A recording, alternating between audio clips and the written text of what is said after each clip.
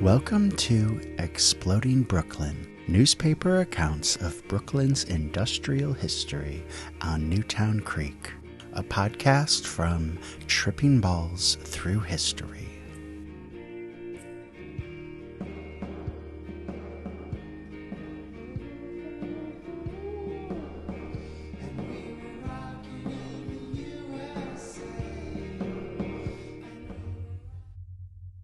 John C. Wiarda owned a chemical plant in Greenpoint.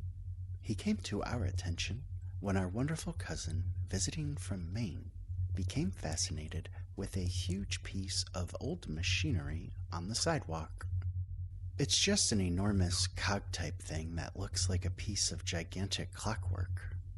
Later, Maine cousin identifies the piece as part of a tube mill for ore processing at the John Wiarda Chemical Company, and that this part has been sitting on the sidewalk for 30 to 100 years.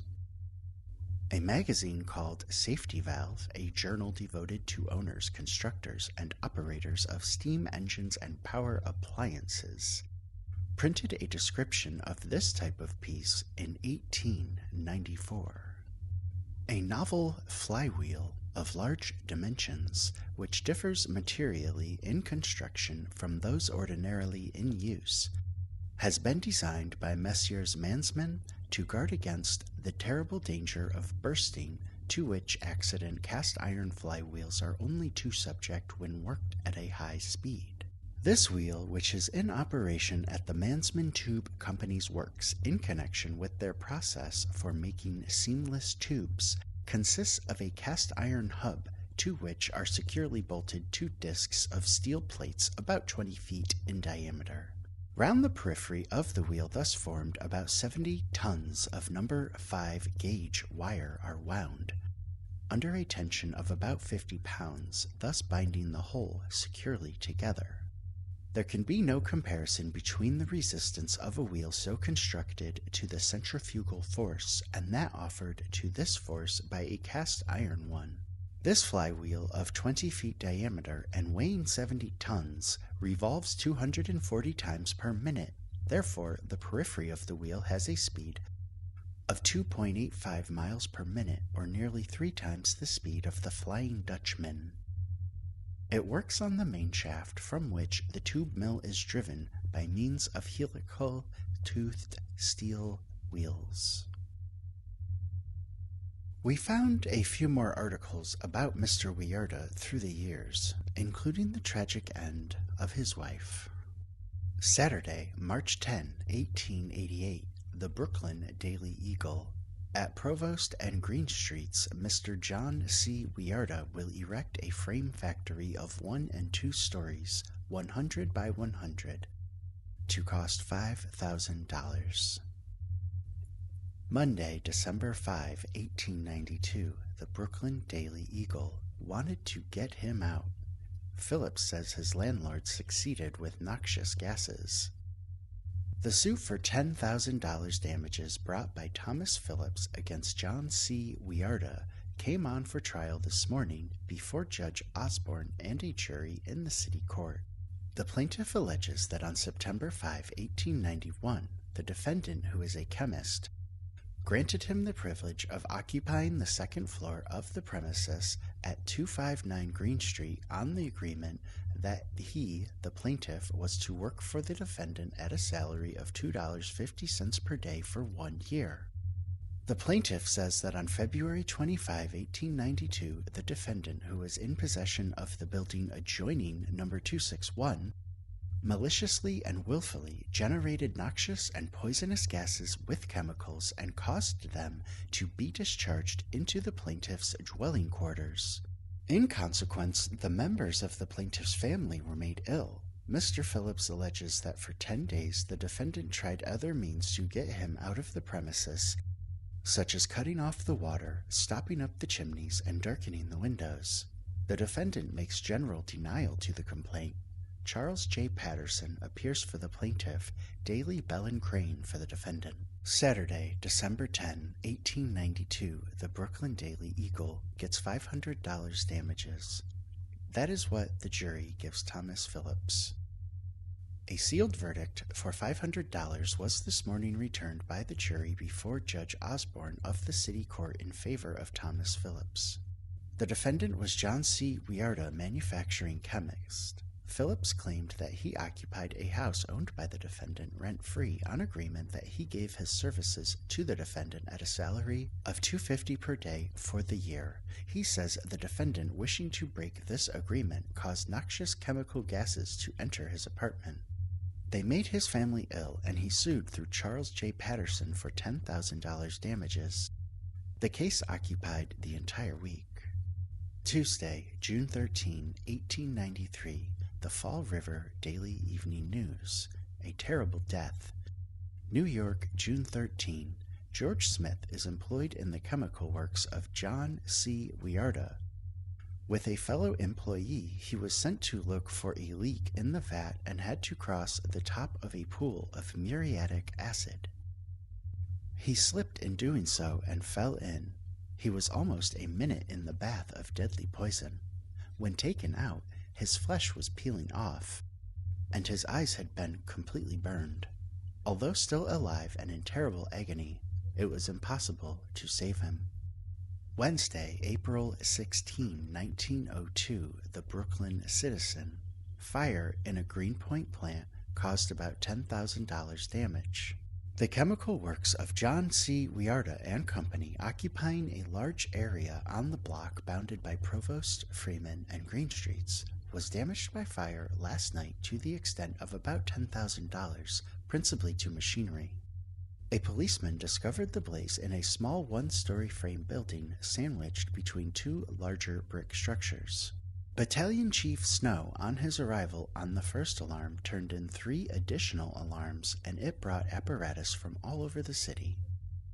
These alarms were sent out as a matter of precaution. The fire was caused by an explosion of chemicals and was soon put out. Thursday, April 27, 1905, the Times-Union. Rich woman failed in suicide attempt. Mrs. Wiarda shot herself standing before mirror in Hooper Street home. Poor aim saved her life. One bullet grazed her skull, while another smashed mirror. Long sickness had undermined her health, and she begged to die. Husband is big manufacturer. Mrs. Rose Wiarda, a woman of wealth, beauty, and culture, who is but 36 years old, tried to kill herself in her home at 137 Hooper Street early this morning. She had never fired a revolver before and didn't know how to aim it, and her ignorance saved her life. A little scalp wound was the only injury she did herself, and in the Eastern District Hospital, where she is now, the physicians say she will be all right in a few days. The woman is the wife of John C. Wiarda, owner of the Wiarda Chemical Works, which cover a block at Green and Franklin Streets, Greenpoint. He built up the business himself and made a fortune out of it, and the fortune has given his family entrance to exclusive social circles in Brooklyn for many years. There was no one of her friends today to censure Mrs. Wiarda severely for the act. They knew that she had suffered acute pain every day for years, and that the torture she went through robbed life of its joy, in spite of wealth and children and friends. She suffered as long as she could bear it, and then decided she had rather die than endure it any longer. Death, she knew, was her only relief, and so she sought it. That was all. It was about 5 o'clock this morning when the report of a pistol shot and the crash of glass close by his bedside aroused John, the 12-year-old son of Mrs. Wiarda. He sat up in bed and saw his mother standing before the big plate mirror that reached to the ceiling of his room and was now broken by a bullet from the revolver. Then he saw her place something to her head and heard something awful, and heard another awful noise. The boy was so frightened that he could not get out of bed, but he cried, "Mama, how could you do that?" "Let me die, oh, let me die, I must die," shrieked the unhappy woman. Mr. Wiarda was asleep in the rear second-story bedroom when he heard his son cry. He had not heard the sound of the shots, but he ran into the boy's room. There, still standing before the mirror, he saw his young wife. Her hair hung loosely about her shoulders, and she looked beautiful in her white nightrobe. Her wild eyes peered into the broken mirror, and the reflection seen there of a tiny red streak across the white forehead and the smoking, shining thing clasped firmly in the hand told the story of the attempted tragedy. Mr. Wiarda grasped the revolver and wrenched it from his wife's hand. Then he ran downstairs and telephoned to Dr. Horney and to the Eastern District Hospital and to a specialist in Manhattan. The physician who first arrived found that one bullet which she fired had just grazed the woman's skull, but had severed several blood vessels. So there was danger of the patient's bleeding to death. One bullet, the second shot, was found embedded in the ceiling of the room, and another in the setting of the big mirror. John C. Wiarda, the woman's husband, was born in Manhattan. His father, who had come over from Holland, the name was Van Wiarda in the old country, went into the chemical business, he having been educated as a chemist. The business went well for a time, and then the elder Wiarda lost his money. John was just 20 years old when he heard his father say one day that he was going to give up the business. The boy had saved $200 and was anxious to do something for himself. He told his father the trouble with him was that he wanted big profits from a little business. If he could buy it, the boy said, he would do a big business and take little profits. The boy insisted that he wanted to save the business, but the father told him he would only lose his $200. But finally the old man consented to give the boy the chance, and John was launched in business on his own hook. That was 24 years ago. It did not go very easily at first, and it was a long, hard row to hoe, but the boy kept at it, and in a couple of years he was making money. He put the money back into the business and was always aiming to make it bigger. In less than 10 years, John Wiarda owned one of the biggest chemical manufacturing plants in this section of the country, and was doing business all over the United States. It is said he has made $1 million out of his chemicals. Along in 1890, when the business was just beginning to swing itself, young Wiarda became acquainted with Rose Berry, whose father was a wealthy hay dealer. The Berrys lived in Hooper Street, near where the Wiardas now live. The Berry family had come to this country from Dundee, Scotland, when Rose was 18 years old. The girl had been finely educated in her parent land. The Berrys were an old aristocratic family and had money when they came over. It piled up faster in this country, and when Wiarda was married to Rose 3 years after she arrived here, her father was a very wealthy man. The married life of the young couple was happy for a long time. After little Rose was born, Mrs. Wiarda was not so well, and when John, the baby, came, her health suffered a severe shock.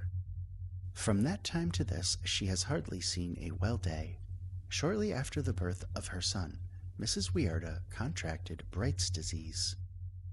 Every cure known to the most skilled physician was tried, and she gradually became better, though the affliction lingered. Only last year, after a course of treatment in a Manhattan institution, it was thought the patient was cured.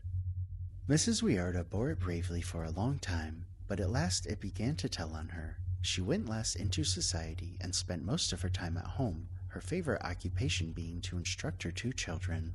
About 4 months ago, the old trouble came back, and Mr. Wiarda began to give up hope, but he sent his wife and their children to Lakewood. She again went to her specialists in Manhattan, and the whole course of treatment was begun over again. It simply broke Mrs. Wiarda's courage, and in less than 2 months ago, she cried in despair one day that she would end her life when the opportunity came. Wiarda knew she was not joking about it, and became cautious in guarding her. A nurse was kept with her continually, with instructions to be careful in her watching. 2 weeks ago, Mrs. Wiarda returned from Lakewood after a stay there of 6 weeks. She was worse than for months. Just then, a peculiar chain of mishaps took place, all of which upset the woman. In the first place, her old physician broke his leg, and then the place where she stayed in Lakewood was taken in foreclosure proceedings, and the guests were compelled to vacate. Next, her favorite nurse became seriously ill, and finally an old family servant was married and left, making it necessary to find a new servant, which was most distasteful to Mrs. Wiarda. All of these things affected the woman in her delicate, nervous condition. Wiarda bore in mind his wife's threat to end her life. He carefully hid his razors and his revolver. The revolver he put behind a pile of papers in his desk and always carried the keys in his pocket. A few days ago, Mrs. Wiarda gave up the large front bedroom on the second floor and moved to the rear room on that floor. She did this because the noise of wagons passing in the street disturbed her. The family was considering what to do about a nurse, she having objected to having another nurse in the house, and it was about decided that something must be done at once. The family retired late last evening after a pleasant evening at home in the billiard room. Mrs. Wiarda seemed well and certainly acted as though happy. If she was acting, and was all the time meditating suicide, she did it well. About 5 o'clock, she left her room and went into her husband's room adjoining. She searched his pockets and found his keys. Then she went through the house hunting for the revolver, which she knew had been there for years. She searched the bureau and her son's chiffonier, and at last found the revolver in her husband's desk. None heard her as she wandered around the house in her bare feet. Then Mrs. Wiarda returned to her son's room and carefully posed in front of the mirror. A dim light shining through an open door helped her. The revolver is a self-cocking affair and goes off easily. The woman was probably carelessly handling the weapon when it was first discharged. It was this shot and the crash of the glass that followed, as the upper half of the mirror was smashed, that awoke young John, who was asleep a few feet away from where his mother stood.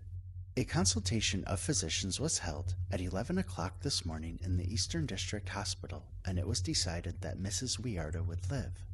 Her injury was a peculiar one, and it was said that if the bullet had gone half an inch deeper, she would have been killed instantly. On the same day, the Brooklyn Daily Eagle's story adds that after she shot herself, police headquarters was communicated with by telephone in the house, and a call was sent for an ambulance, and at the same time, policeman Sharkey was sent from the Lee Avenue station. He reached the house as Dr. Short in an ambulance from the Eastern District Hospital drove up. The surgeon made a hurried examination and for a time was not certain whether or not the bullet had penetrated the skull, and hurried Mrs. Wiarda to the hospital, where the true extent of the wound was learned.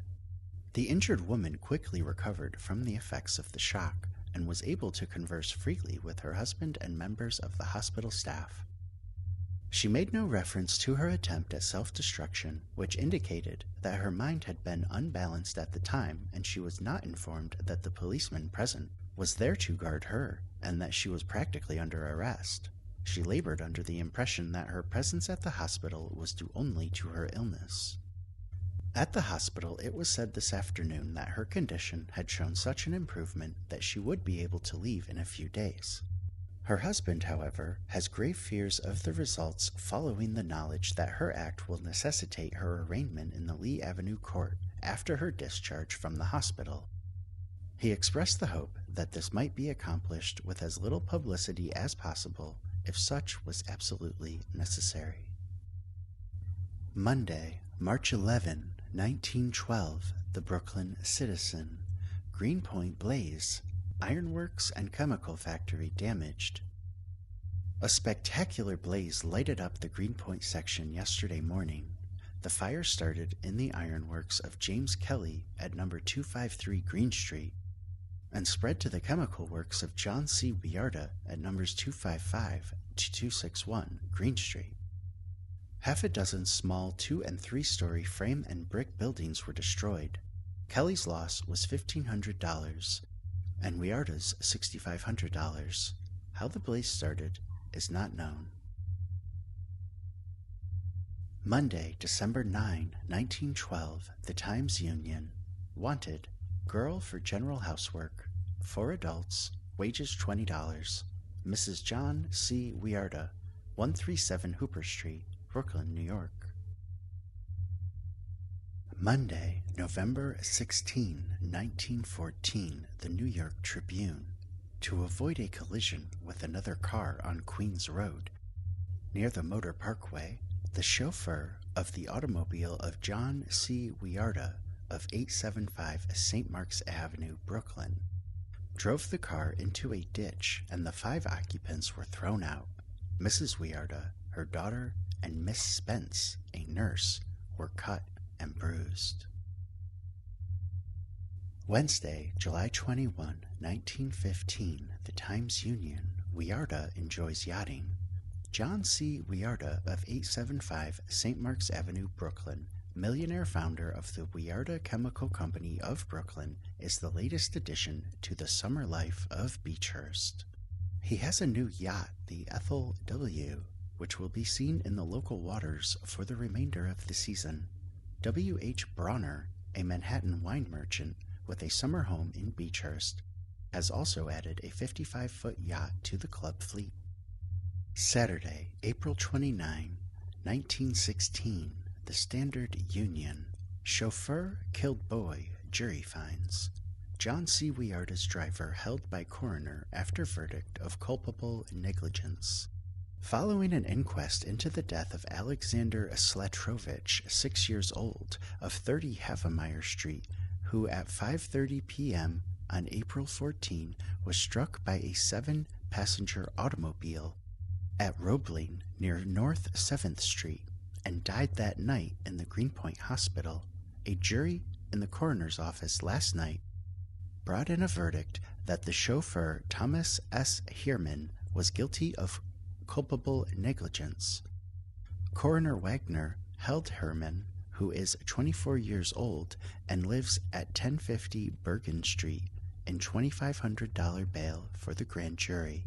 The machine was owned by John C. Wiarda, a chemical manufacturer of Greenpoint, who lives at 895 St. Mark's Avenue. He was not in the car at the time of the accident.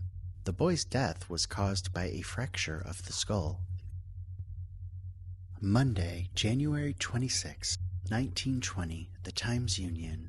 J.C. Wiarda dies, was Eastern District chemist, controlled large manufacturing plant in Greenpoint.